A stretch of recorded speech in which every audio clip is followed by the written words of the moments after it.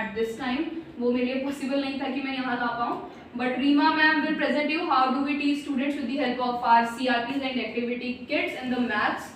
और इसी वजह से हम बाकी सारे subjects भी teach करते हैं. Now it's over to you, Reema ma'am. Thank you so much. Thank you, Vanshika ma'am. So as you have seen, the lesson plan is very interactive. You have seen it with the videos and the CRP, CRS and all.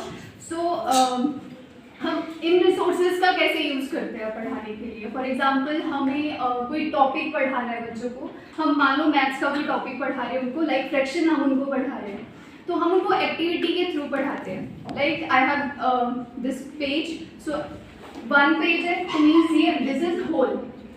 Fraction is a part of whole ना, one और more part of whole. तो ये fraction क्या है, सिर्फ whole के parts होंगे. तो अगर मैंने इसको फोल्ड कर दिया, then I have folded it and divided into two parts. One is this and one is this. So when I ask the students what is the fraction of this part, so they can say like this is one part out of these two parts. So the fraction is 1/2.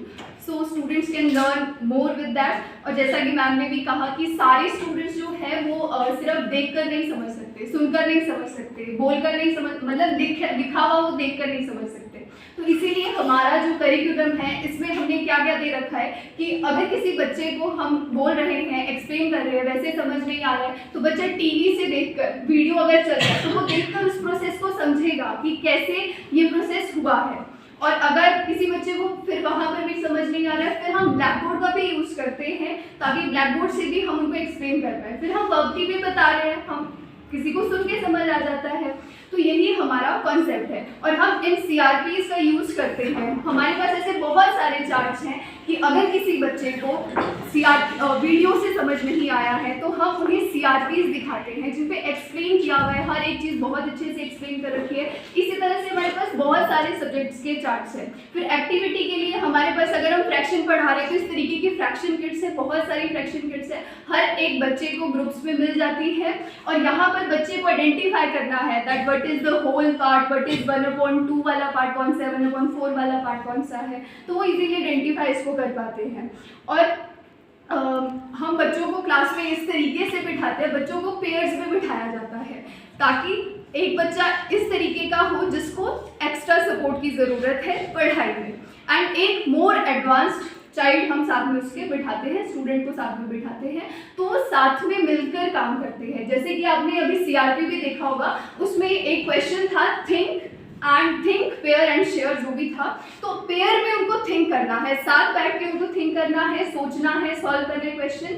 And हम उसमें भी उनको एक time period देते हैं, like that is 30 seconds में उनको ये आंसर बताना है या उनको इतने टाइम में ये आंसर बताना है. फिर आपने CRP में देखा होगा कि आंसर्स भी दिए गए थे. सो आंसर्स क्या थे, बिल्कुल हाईलाइटेड थे, बच्चा इजीली उनको देख सकता है. बच्चे ने एक्टिविटी कर ली, उसने क्वेश्चंस कर लिए, उसके बाद हम उन्हें क्वेश्चन के आंसर्स डिस्प्ले करते हैं ताकि वो उनके आंसर्स को खुद देखे, वो समझे कि उसको कहाँ पर सपोर्ट की ज़रूरत है, कहाँ पर उसको ज़्यादा प्रैक्टिस की ज़रूरत है. तो वो चीज़ हम उनको CRP के थ्रू भी उनको बताते हैं. एंड अगर हम उनको इंडिविजुअल प्रैक्टिस के लिए क्वेश्चन देते हैं क्लास में, लाइक 2 क्वेश्चन हम उनको खुद करने के लिए देंगे. पहले हमने टॉपिक एक्सप्लेन कर दिया, हम क्वेश्चन नहीं कराएंगे, हम उन्हें क्वेश्चन करने के लिए देते हैं इंडिविजुअल प्रैक्टिस के लिए ताकि वो देखें कि हमने कितना समझा है. और हम जैसे मैम ने भी कहा कि हम लेट्स कनेक्ट बैक से स्टार्ट करते हैं कि आपकी प्रीवियस नॉलेज क्या है, आप उसको न्यू कॉन्सेप्ट के साथ कैसे कनेक्ट कर पा रहे हो. और अगर किसी का प्रीवियस कॉन्सेप्ट क्लियर नहीं हुआ है तो उस एक्टिविटी से वो टॉपिक भी उनको क्लियर हो जाता है. So that's all for my side and thank you for joining us today.